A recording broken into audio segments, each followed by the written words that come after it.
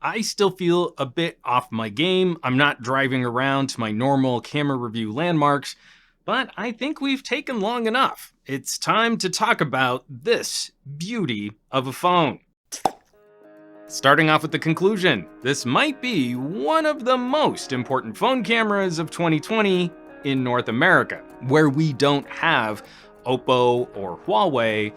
OnePlus is fighting a phone camera battle with premium hardware features. Folks have been complaining about OP cameras for years. It's an area where people want the brand to be more competitive, and I feel OnePlus really took that to heart with the OnePlus 7s last year. Before the 8 Pro, this label isn't just trying to compete. This isn't trying to catch up. They're actually trying to best the competition on all fronts. This isn't a lesser phone masquerading as a more premium option. It's not a flagship killer. It's a killer flagship. Puns aside, OnePlus's hardware advantages cannot be overstated. Using a combination of sensors which put a serious hurt on popular phone manufacturers. Some of the best HDR processing we can find thanks to these larger sensors, and OnePlus continues to refine the look of their camera output. The software side is often where I complain the most, but there's an aesthetic to OP photography that's becoming more consistent, and that predictability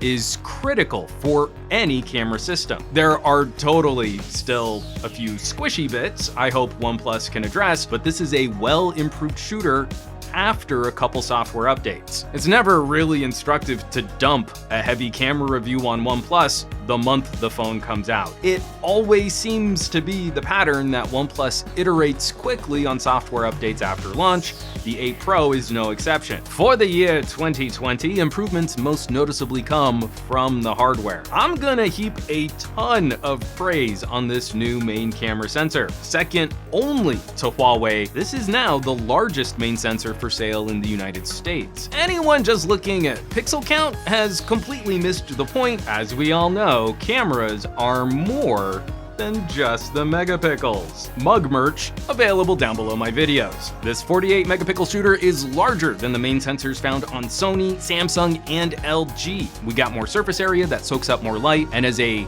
12 megapixel system, we're closing in on a binned pixel size around 2/3 the size of the pixels in my Panasonic mirrorless cameras. Phones are starting to close in on micro 4/3. A larger sensor paired with the same aperture ratio will also mean a slightly shallower depth of field. And on the tech side, OnePlus is also playing really well with this pixel layout for HDR processing. This sensor is just a monster performer across the board. Better still, this hardware advantage is extended to the ultra-wide. Where some companies are scaling back on the sensor tech for the wide shooters, OnePlus is using the top-of-the-line sensor from last year to boost the ultra-wide this year. Rounding out the camera hardware, the main camera isn't as well suited to crop zoom as some of those 64 megapixel shooters out there, so OnePlus is including a smaller telephoto to give you some extra reach. There's a 5 megapixel color filter lens, which is additional hardware to back up some of the software for processing color and filters, and the only photography bit on this phone that doesn't quite feel like it's as groundbreaking is the selfie shooter. A perfectly fine 16 megapixel shooter carryover from the OnePlus 7 days, but lacking some of the resolution and frame rate advantages of other competing phones. But of course,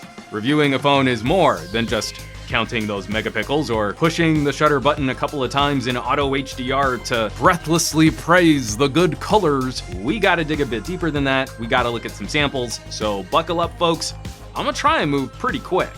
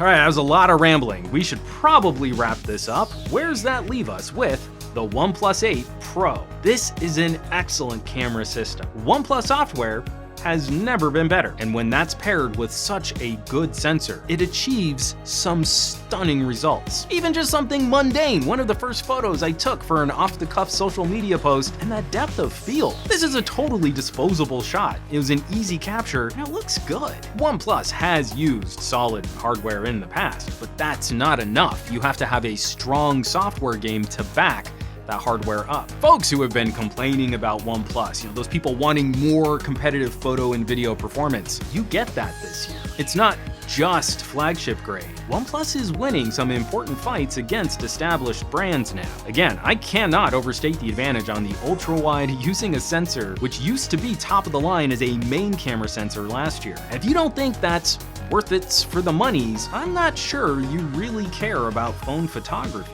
It's never as simple as winners or losers. All cameras are a collection of pros and cons, but as OnePlus moves upscale and as prices rise, these improvements move the 8 Pro into proper premium flagship territory. This isn't just the best shooter OnePlus has ever produced. This is one of the best phone cameras of the year. As always, thanks so much for watching, for sharing these reviews. Sharing is super important these days, and for subscribing. More than just tapping out a handful of HDR shots the week a phone launches, we want to try and get a feel for what it's like to live with a phone, and that takes some time. And it's especially tricky when a manufacturer has a reputation for dropping numerous updates after launch. If you would like to help support the production of these broader camera conversations, there are the links in the description below. There's the support page on SomeGadgetGuy.com, or you might consider joining the list of names currently scrolling by on your screen. That's a growing community of fun, like-minded tech pals, a huge resource for me planning future videos and reviews, and they get exclusive access to my full camera and audio deep dive reviews, patreon.com/SomeGadgetGuy. They're super cool people, so I hope you'll check them out. Now, you know where you can find me around the rest of the internet, at SomeGadgetGuy on the Twitters and the Twitch, and the Facebooks and the Instagrams, and I will catch you all on the next review.